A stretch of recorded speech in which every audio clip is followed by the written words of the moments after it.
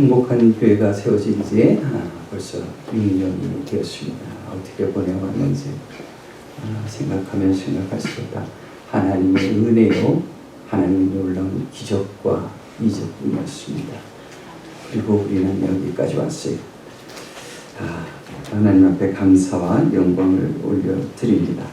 먼저 이 연약한 종 그동안 쓰러지지 않도록 잘 붙들어 주신 것도 감사하고, 또 이 교회의 믿음의 일꾼들 보내주셔서 헌신하게 하신 것도 감사하고, 또 온 교회가 이 지역에 소문나도록 사랑으로 하나 된 것, 그렇게 또 교회가 세워진 것, 결코 이 모든 일들은 우리 사람이 이룰 수 있는 일이 아니라 오직 우리 하나님의 도우심으로만 이루어진 줄로 믿습니다. 아멘.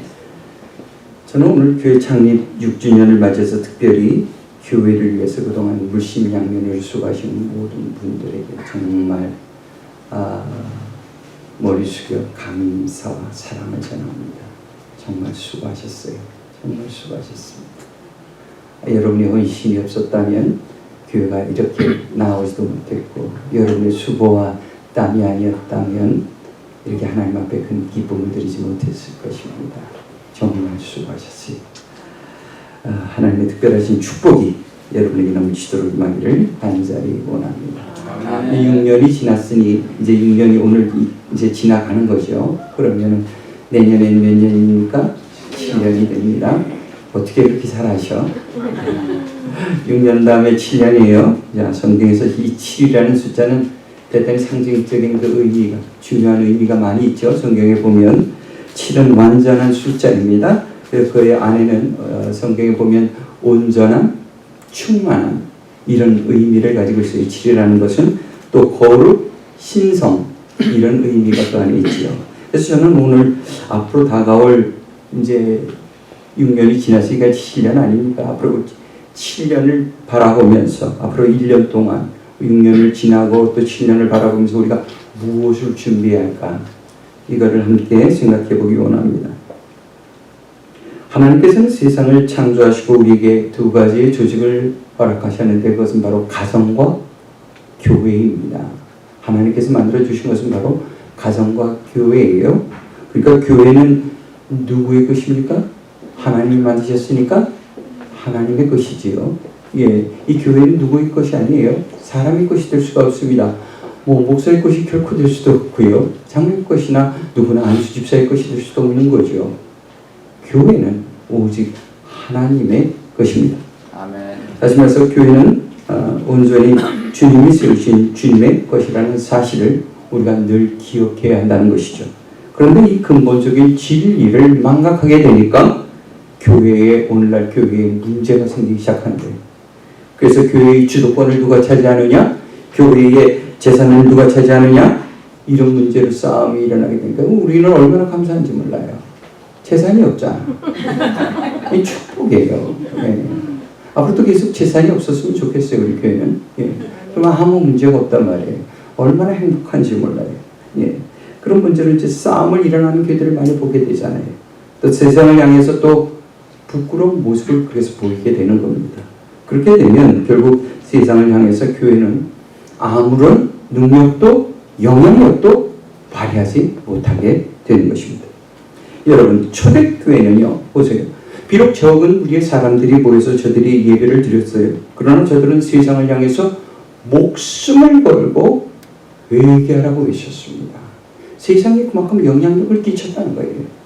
그래서 수많은 사람들이 저들로 인해서 비록 수수의 사람들이지만 저들을 통해서 구원을 받게 되었고 세상은 교회로 인하여 변화가 있게 되었던 것입니다. 그런데 지금은 뭐라 그래요? 세상이 교회를 향해서 회개하라. 그렇게 말을 합니다. 바뀌었어요. 왜 이렇게 됐나요? 얼마나 부끄러운 일인지 모릅니다. 왜 이렇게 교회가 됐습니까? 그것은 교회가요, 교회답지 못하고 세상을 닮아갔기 때문이에요. 세상적인 지식이 자꾸만 그 안에 들어오고요, 철학이 들어오고요, 인본주의가 들어오고요, 자기중심의 이기주의적인 신앙들이 들어오고요. 그런 걸로 인해서 교회가 자꾸 세상을 닮아가니까 이게 문제가 됩니다. 다시 말해서 교회가 세상에 있는 어떤 교제단체, 교제 모임이 있잖아요. 또 봉사단체 있잖아요. 그런 봉사단체를 흉내내니까 이 교회의 능력이 사라져 버리고 마는 것이죠. 한마디로 교회가 본질을 상실하고 비본질로 그 안에 채워지게 되니까 무능력한 교회가 되고 말았다는 겁니다. 물론 모든 교회가 그런 건 아니에요. 제가 말씀드리는 그런 교회는 아주 극히 극소수의 교회죠. 대형 교회이든 소형 교회이든 교회의 본질을 따라 그 사명을 감당하는 교회가 훨씬 많습니다. 이 땅에는. 그러나 비본질을 추구하는 아주 소수의 몇몇 교회들로 인해서 이 교회가 물을 흐리게 되고 믿지 않은 사람들은 그런 교회들을 바라보면서 교회 전체를 오해하고 또 손가락질하게 되는 것입니다. 그러므로 오늘날 교회에 있어서 가장 중요한 것은 교회가 교회 되어야 한다는 거예요. 오늘도 함께 찬양을 고백했죠. 교회가 교회되게, 예배가 예배되게. 간절히 우리가 그렇게 찬양 드렸잖아요. 다시 말해서 교회의 본질을 회복해야 한다는 말입니다. 그럼 교회의 본질이 뭐예요? 오늘 우리는 본문의 말씀을 통해서 교회의 본질을 보게 됩니다. 교회는 하나님께서 택하신 백성들이 모여 예배를 드리는 곳이에요. 그러므로 그곳에는 어떤 인간적인 목적이 그 안에 개입되어서는 안 된다는 거예요.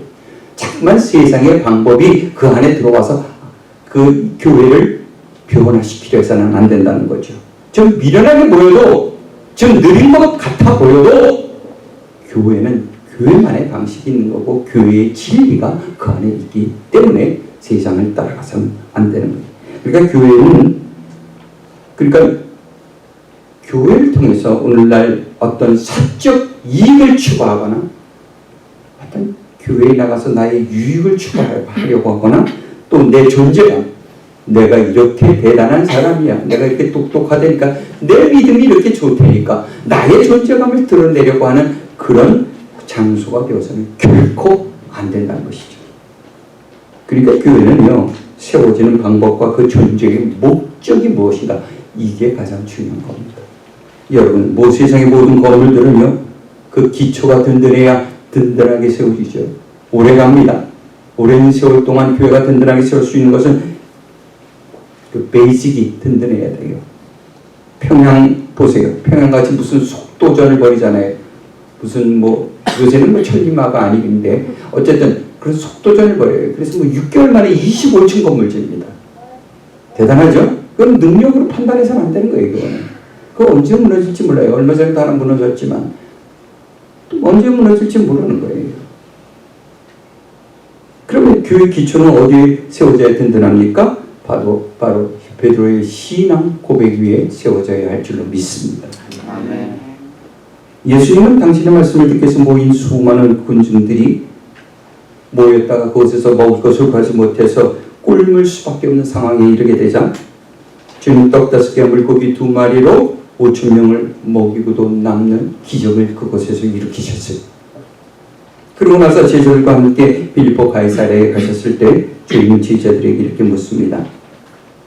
얘들아, 사람들이 나를 뭐라 하느냐? 그렇게 물으셔요.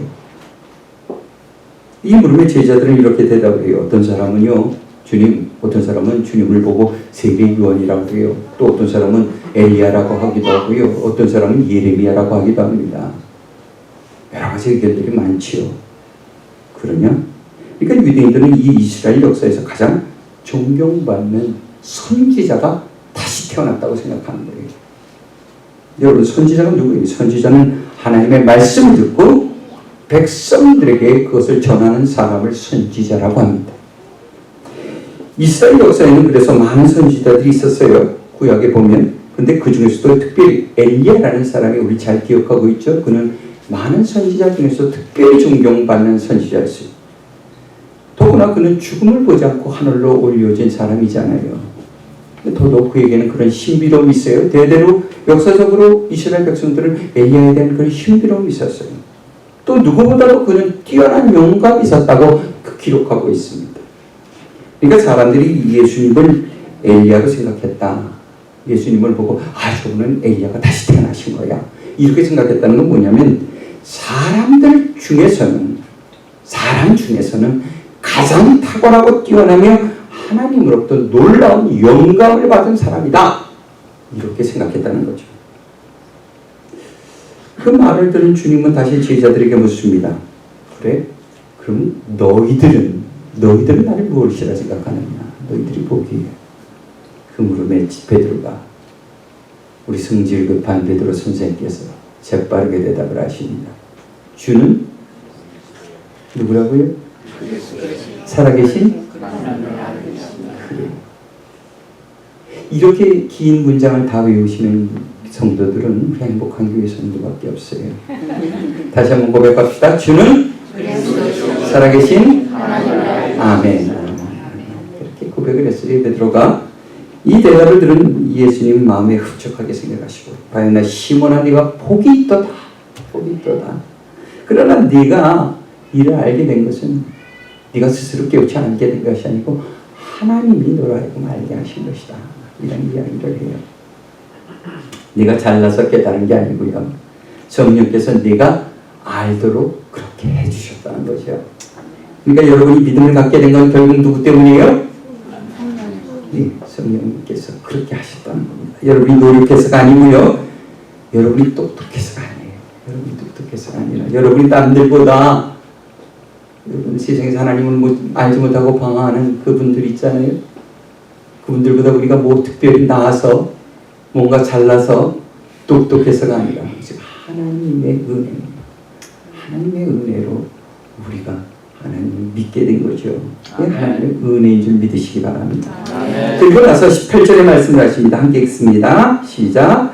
또 내가 내게 이르노니 너는 베드로라. 내가 이 반석 위에 내 교회를 세우니 음부의 권세가 이기지 못하리라. 아멘. 예수님은 시몬을 처음 만나셨을 때 저에게 이름을 지어주셨죠. 그 이름이 뭐라래요? 베드로라. 이름을 지어주신 거예요. 시몬이라고 불렀는데 저를 이제부터 네가 베드로라 하리라. 그렇게 이름을 바꿔주셨잖아요.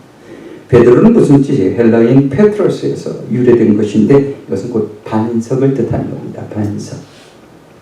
그러니까 주님께서 베드로 위에 교회를 세우시겠다. 이 말씀은요. 베드로의 무덤 위에 교회를 세우시겠다는 말씀이 아니에요. 베드로의 신앙 고백 위에 세우시겠다. 이 말씀이죠. 그럼 베드로의 신앙 고백이 무엇입니까? 첫 번째가 주는 그리스도시요. 이게 첫 번째 고백이죠. 여기서 그리스도는 헬라어로 헬라어이죠. 헬라어인데 히브리어로 뭐라 그래요? 메시아. 그러니까 그리스도, 메시아 다 같은 말이에요. 성경 공부할 때 어떤 분이 물어보시더라고요. 그리스도는 알겠는데 메시아를 모르겠다고 그래요. 같은 말입니다. 네, 그리고 이것은 다시 우리가 우리말로 하면 인류를 구원할 구세주를 의미하는 거죠. 구세주.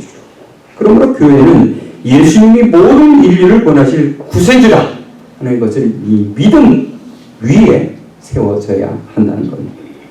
두 번째는 주는 살아계신 하나님의 아들이시다. 이 고백 위에 세워져야 한다는 거예요. 그러니까 예수님은 사람의 몸을 입으셨지만 그의 실제는 사람이 아니라 하나님과 동일하신 분이라는 거예요. 이 사실이 믿어지고 이해되시길 주님의 이름으로 축원합니다. 아멘. 사랑하는 성도 여러분, 우리 모두가 예수 그리스도를 모든 인류의 구세주로 믿으며 그분이 하나님의 아들이라는 사실을 믿음으로 행복한 교회가 더욱 굳건한 반석 위에 세워져서 주님이 다시 오실 그날까지 계속 되어지기를 간절히 원합니다. 아멘. 그래서 이곳에서 생수의 물이 터지고 그 물을 우리가 마심으로 인하여 우리의 영원히 목마르지 아니하며 날마다 새로워지는 역사가 나타나기를 간절히 원합니다. 아멘. 그리고 이렇게 교회가 반석 위에 든든히 세워지면 무슨 일이 일어나게 됩니까? 이렇게 신앙 고백 위에, 온전한 신앙 고백 위에 교회가 세워지면 이 교회가 어떤 일들이 일어나나요? 먼저 모든 지체들이 연합하여 하나가 되어진다는 것입니다. 다시 말해서 모든 성도들이 믿음 안에서 사랑으로 교제하게 된다는 거죠. 믿음의 반석, 그러니까 베드로의 그 신앙 고백이 우리의 신앙 고백이 되고 그 위에 교회가 세워지면 나타나는 첫 번째 증거가 무엇이냐? 사랑으로 교제한다는 거예요. 누가 일부러 시켜서가 아니라 그렇게 된다는 겁니다. 교회 하나 되면 여러분 너무도 중요한 일이에요. 아무리 많은 사람들이 모여서 훈련을 받고요, 지식적으로 머리에 가득 찬다 할지라도 서로가 그저 자기 중심의 신앙생활을 한다면 그게 무슨 유익이 되겠습니까?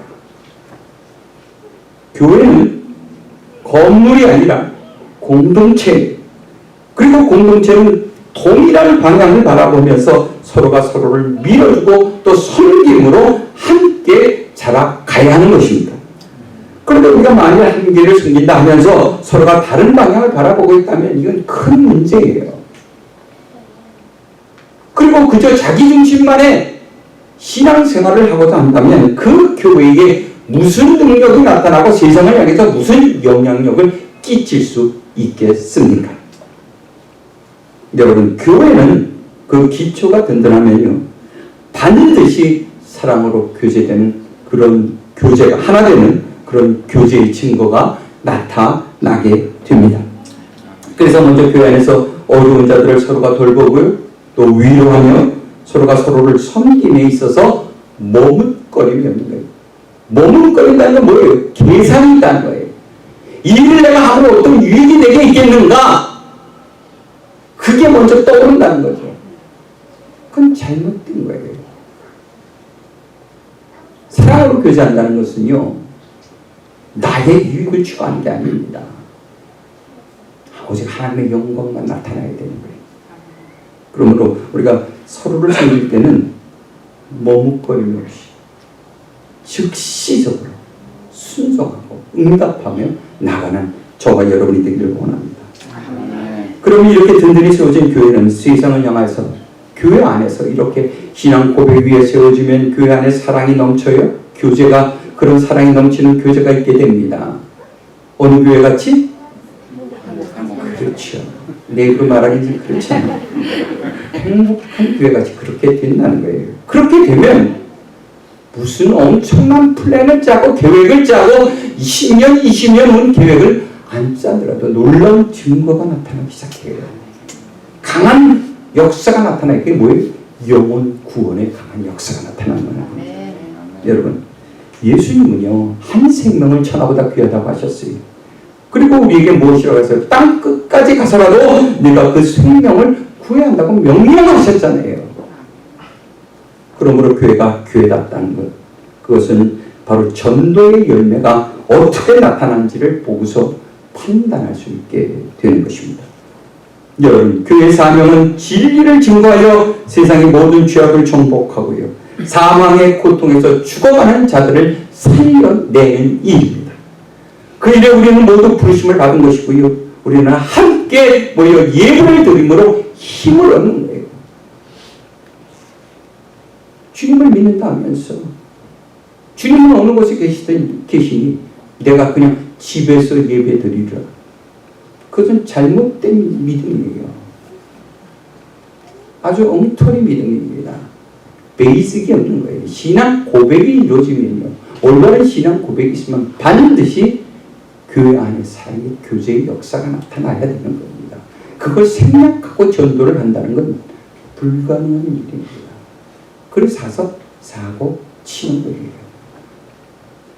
선교지에 가서 전도지에 나가서 사고가 얼마나 많이 나는지 아십니까? 잘못된 복음 전하고요, 오히려 잘 복음을 전하고 있는 다른 사람들까지도 방해하는 일들이 있는 거예요. 잘못된 믿음에 세워지면 그렇게 되는 것이죠. 우리는 모두 주님의 부르심을 받았어요. 그래서 이렇게 함께 모여 예배를 드리고 힘을 얻고 서로 사랑으로 교제합니다. 그리고 이 세대의 전도자로서 한 생명을 구하는 일에 우리 모두가 최선을 다해야 하는 것인 줄로 믿습니다. 아멘. 사랑하는 성도 여러분, 행복한 교회가 이제 7주년을 바라보면서 새로운 발걸음을 시작하게 되었습니다.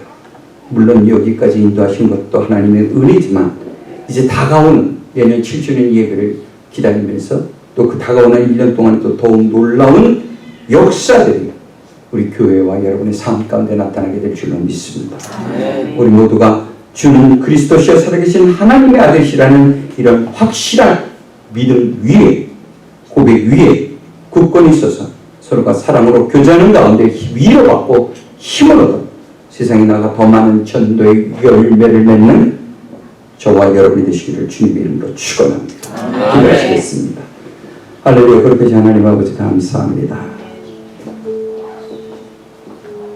지난 6년 동안 하나님의 크신 은혜를 바라보면서 오늘 이 말씀을 나눴습니다. 우리는 늘 연약하고 게을렀고 나태하였습니다. 그럼에도 불구하고 주님은 늘 우리와 함께 하셨고 우리를 지켜주셨고 우리를 인도하셨으며 믿음의 일꾼들을 강제로 보내주셨습니다. 얼마나 놀라운 일이고 기적입니까? 이제 우리에게 주어진 일들을 바라봅니다. 좀 더 굳건한 믿음의 반석에 세워지는 교회가 되게 하시고 사랑으로 하나 되는 교제하는 교회가 되게 하시고 거기서 멈추고 주저앉는 교회가 아니라 거기서 힘을 얻고 위로받아 세상으로 나아가 복음 전하는 자들 되게 하여 주시옵소서. 감사드리며 예수님의 이름으로 기도하옵나이다. 아멘. 감사하신 하나님, 에베네셀 하나님, 주님의 이름을 찬양하는 건데